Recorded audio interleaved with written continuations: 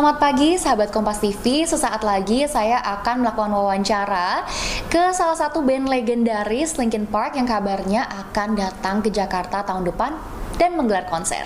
Seperti apa wawancaranya kita masih harus menunggu sesaat lagi. Nah, ini udah mulai.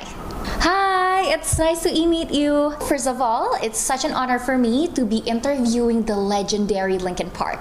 I'm Malika from KompasTV, and honestly, I grew up hearing your songs, so your hits are more than familiar to me.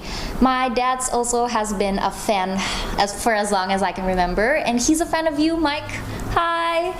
Rumor has it you're coming to Jakarta and performing your new songs. I'm representing all of your Indonesian fans when I say we absolutely cannot wait for the new album. Alright, let's get started for the interview. First question, what does being a Linkin Park mean to you personally? It represents a lot, I think. Obviously the legacy that there is, and I truly believe that this is a very important band for the world. And it means, I love to be part of something big and to inspire as much as I can. And they've already kind of been doing this for a long time. So for me, just like the integrity that they have as a band and what it means for the fans and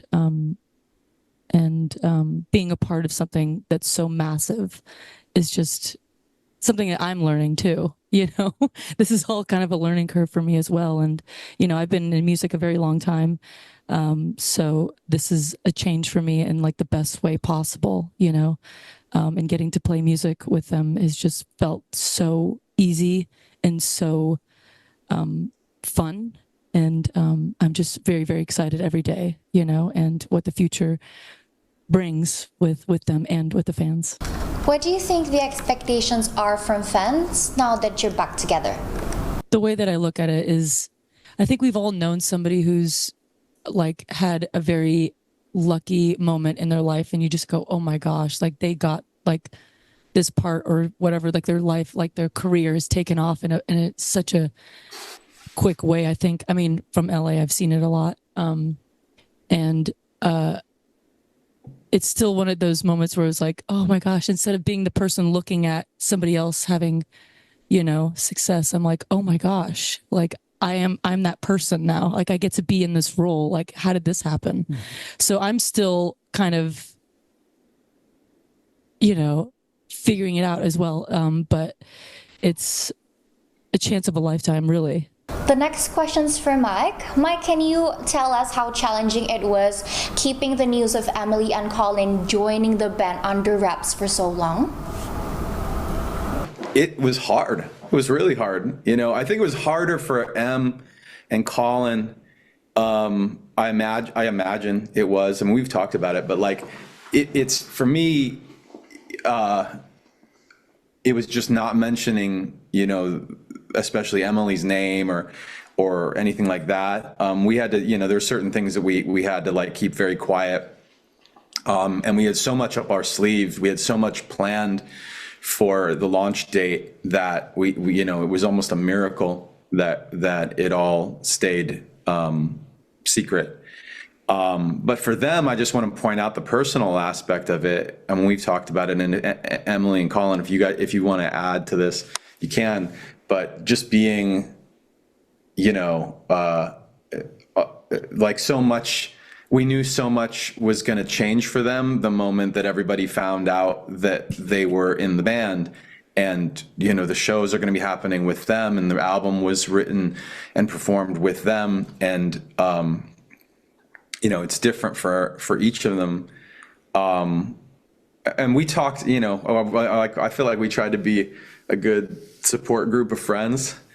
And I was just glad, I was saying to them, I was just glad that like, once we got done with the launch show, that we were like out of the closet and we could be like, go to dinner together and not have to worry about people spreading a rumor. Now this question's for Joe. Joe, during the planning stages of the comeback, what thoughts or feelings were you grappling with? A lot of things. I don't know where to start. I think our main focus was just making great music and enjoying it.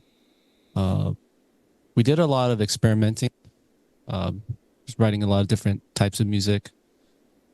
It wasn't even necessarily like Linkin Park stuff, but I think when the combination became complete with Colin and Emily, things just started fitting, and we're able to draw back into some old things and some new things, and the main thing is to revisit the dynamics that we know we can achieve, but in different ways. So that was exciting to explore all of that in a different but really new, fresh kind of way. You'll know what I'm talking about on November 15th when the album From Zero comes out everywhere. Yeah. But also like along that way, when things started becoming more clear to, oh, we have to finish this at some point, and this is a record, and it's starting to sound like an album. Just thinking about the presentation, also talking about artwork and how our intention, emotions, our creativity, like how do we translate that into pictures? And we worked with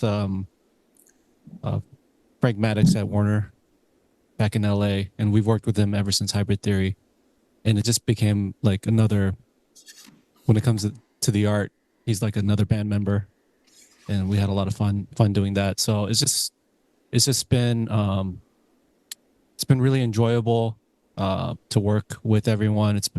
We challenge each other, we welcome the challenges, and I think through all that, everything gets elevated in a very natural way.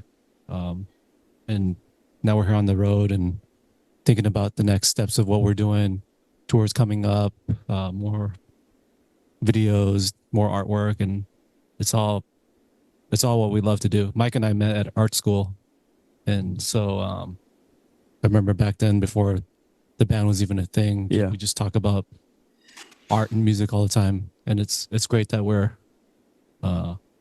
parents now, being able to still do that. So we feel very lucky. Now, can you guide us through the upcoming album From Zero? What themes or songs can fans expect? I would say I would love to hear Mike's answer.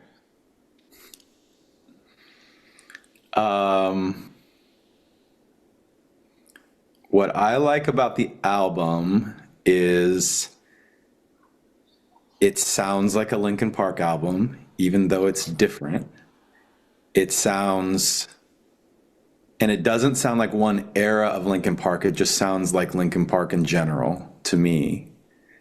And there's elements of it that are some of my favorite things that the band does that maybe we haven't done in a while.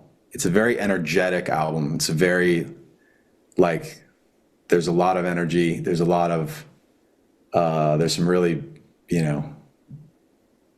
big guitar-driven songs. There's some melodic songs. There's a lot of variety.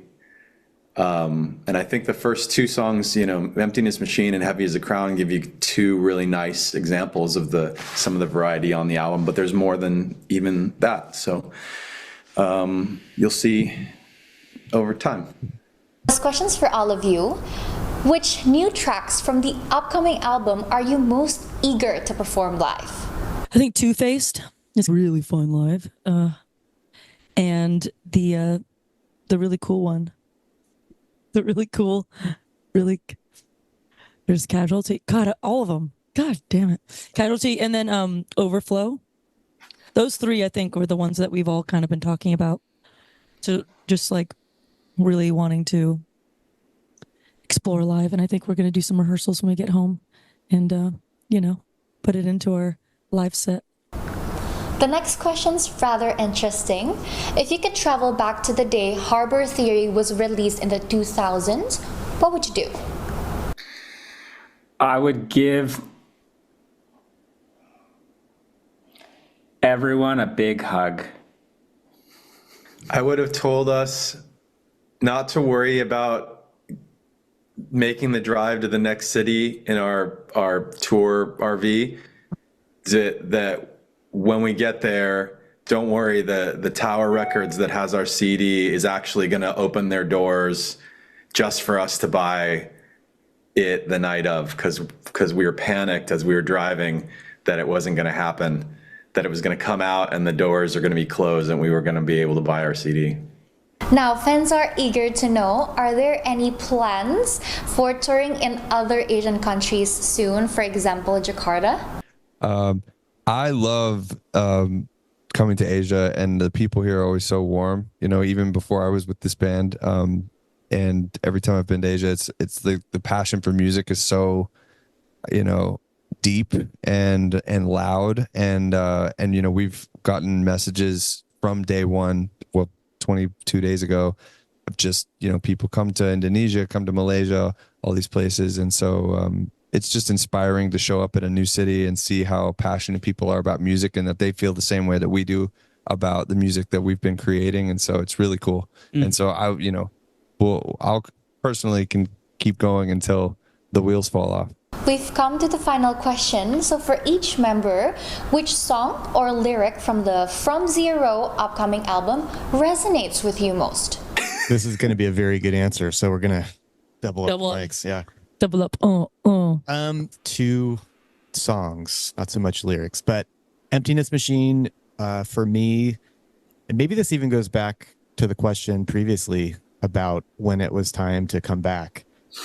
I think for me, for somebody to really understand that process in the band, who's not in the band, there was never a decision that was like, on this day, this happened. But for me, starting in, I think, 2019 or 2020, I would start telling people, whether it's my wife or close friends or whatever, my general answer was to the question of, do you think you guys will ever do anything again? I would say I would be shocked if we were doing something in a year from now. And I'd also be shocked if we weren't doing something in like 5 to 10 years.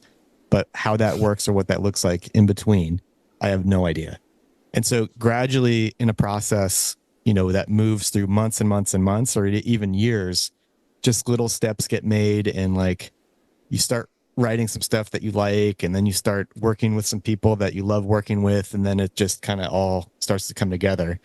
And so the Emptiness Machine for me was, as that song kind of had existed or started in its basic form being written pretty early on, like quite a while, I don't know, maybe even a couple of years ago. And it's gone through a bunch of different forms, but in the process, it kind of just started raising its hand as like, this could be an interesting or cool first song for people to hear, to kind of like get a little bit of a quick on-ramp or a bridge into what we've been doing, you know, in the process of making this album. And then additionally, I'd say a second song that nobody's heard yet is Overflow. And it's just a different type of song on the record. And it's a type of song that I've always really enjoyed when we figure out how to like make it work. And I think people have to hear it to understand what I'm talking about with that. But it just came out as one of my favorite tracks on the album. Thank you so much for the interview, but sadly time's up, and I really can't wait. I'm sure the Indonesian fans are just as excited, if not more thrilled than I am. Jakarta's ready to rock with you. See you soon, guys. Ya, itu dia saudara wawancara dengan band legendaris Linkin Park. Tapi kita masih harus tunggu apakah benar band Linkin Park akan menggelar konser di Jakarta tahun depan. Kembali ke studio.